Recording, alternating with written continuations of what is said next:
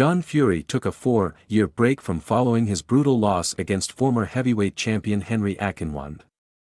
The Fury family come from a long line of fighters, including bare-knuckle boxing fighters and his 2 sons who are professional boxers, one of which is an undefeated heavyweight champion named who you may have heard of. Between 1987 to 1995, Fury made the switch from bare-knuckle boxing to professional boxing, which would see him end his career with 8 wins and 4 losses in the heavyweight division. But it would be his loss to Henry Akinwande that wouldn't see Fury return to the ring for another 4 years. Henry Akinwande was one of the most promising boxers in Britain, with a record of 11 wins and 0 losses heading into the bout against Fury. From the first bell, he came straight at Fury. And it didn't take long until he had his opponent up against the ropes taking powerful uppercuts.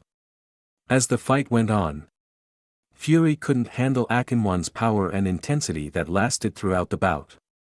During an exchange of punches in the 3rd round, the latter landed a perfect right hand that sent the former crashing down onto the canvas, which ultimately ended the fight.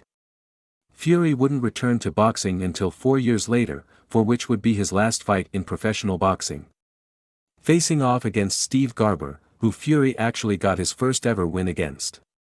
The bout didn't go to plan this time around, however, as he would be knocked out by Garber, which resulted in him calling it quits on boxing.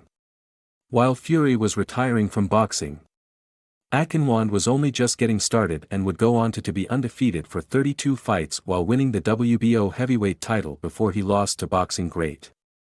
After his infamous boxing career, Fury would go on to be in the limelight frequently, often squaring off against his son's opponents and the media. His most recent confrontation came during his exhibition fight this weekend just gone against Rolly Lambert. During the fight, Tommy Fury's rival and potential future opponent was shouting abuse at him throughout the entirety of the bout.